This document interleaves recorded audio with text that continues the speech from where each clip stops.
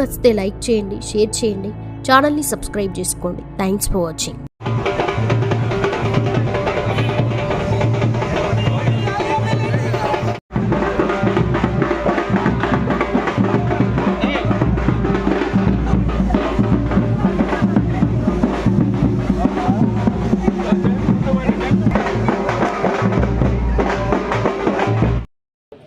చెప్పడం ఆ రోజు ఎలక్షన్లు అయిపోయిన తర్వాత ఆ కార్యక్రమాలన్నీ 1 by 1 చేసుకుంటూ వస్తూ ఉంది ఉమ్మడి ప్రభుత్వం.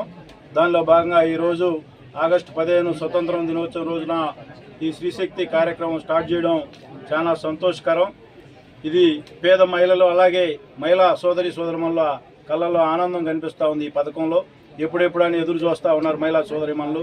అవన్నీ కూడా ఈ రోజుతో ఆ కార్యక్రమం కూడా స్టార్ట్ చేయడం, ఈ రాష్ట్రానికి క్లిష్ట పరిస్థితులు ఉన్నా కూడా అయినా ఏవైతే ఎలక్షన్లో ప్రచారంలో వాగ్దానం చేసామో అవన్నీ కంప్లీట్ చేయాలని చెప్పి 2,000 కోట్ల రూపాయలు ఖర్చుతో ఈరోజు ఈ శ్రీశక్తి కార్యక్రమం స్టార్ట్ చేయడం జరిగింది.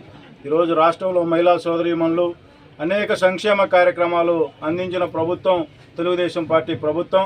ఆ రోజు స్వర్గీయ నందమూరి తారక రామారావు గారు ఆస్తిలో సమాన హక్కు చట్టం కానీ, అలాగే తర్వాత స్థానిక సంస్థల్లో ఈరోజు ఎంపీటీసీలు, సర్పంచులు వీటన్నిటిలో మనకి రిజర్వేషన్ను తీసుకొచ్చిన మహానాయకుడు మన నారా చంద్రబాబు నాయుడు గారు. అలాగే మహిళా సోదరిమణులు కూడా వ్యాపారస్తులను చేయాలని చెప్పి వాళ్ళ కాళ్ళ మీద వాళ్ళు నిలబడాలని చెప్పి ఆ రోజు డాక్రా సంఘాలను తీసుకొస్తే ఈరోజు ఆ డాక్రా సంఘాలు ఈ రాష్ట్రంలో ఏ విధంగా పనిచేస్తూ ఉన్నాయో మనందరం కూడా చూస్తూ ఉన్నాం.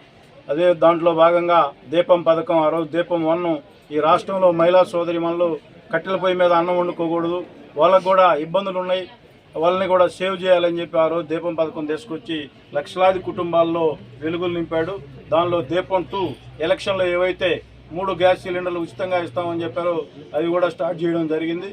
అలాగే యువ నాయకుడు లోకేష్ బాబు గారు ఆ రోజు ఎలక్షన్లో తల్లికి వందనం, ఎంతమంది పిల్లలు ఉంటే అందరికీ తల్లికి వందనం ఇస్తామని చెప్పి చెప్పడం, దాన్ని కూడా అమలు చేశారు. ఈరోజు శ్రీశక్తి కూడా ఈ కార్యక్రమం కూడా స్టార్ట్ చేసినందుకు గౌరవ ముఖ్యమంత్రి గారికి ఈ కందుకూరు నియోజకవర్గం మహిళా సోదరిమణుల నుంచి హృదయపూర్వక నమస్కారాలు తెలియజేసుకుంటా ఉన్నాం.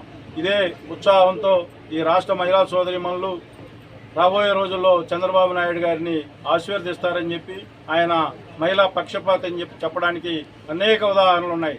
ఆ రోజు టిడ్కో ఇల్లు కట్టించినా కూడా మహిళా సోదరిమణులకే టిడ్కో హౌస్ను రిజిస్ట్రేషన్ చేయడం కానీ ఇవన్నీ కూడా చేస్తూ ఉన్నాడంటే మహిళల పట్ల ఈ రాష్ట్ర ప్రభుత్వానికి ఎటువంటి మంచి అభిప్రాయం ఉందో మహిళా సోదరిమణులు ఒకసారి అర్థం చేసుకుంటారని చెప్పి తప్పనిసరిగా ఏవైతే ఆ రోజు జగన్మోహన్ రెడ్డి గారు ఒక్కసారి అని చెప్పి మహిళలందరినీ మోసం చేశాడు, కనీసం చివరికి వాళ్ళ కుటుంబ సభ్యులు వాళ్ళ తల్లిని చెల్లిని కూడా సేవ్ చేయలేని పరిస్థితి రాష్ట్ర మహిళా సోదరిమణులు మరలా జగన్మోహన్ రెడ్డి వైపు చూసే పరిస్థితి, ఆ పార్టీ పరిస్థితి వైపు కూడా చూసే పరిస్థితి లేదు. మీరు అందరూ కూడా చూశారు, లాస్ట్ గవర్నమెంట్లో ఈ రాష్ట్రంలో చీప్ లిక్కర్లో కూడా వ్యాపారం చేసి రాష్ట్ర ముఖ్యమంత్రి జగన్మోహన్ రెడ్డి గారు ఈ రాష్ట్రంలో 40,000 కుటుంబాలు, పేద కుటుంబాల్లో భర్తలు చనిపోయారంటే వాళ్ళందరూ ఉసు తగిలే చివరికి 11 సీట్లకు పరిమితమైంది ఆ పార్టీ.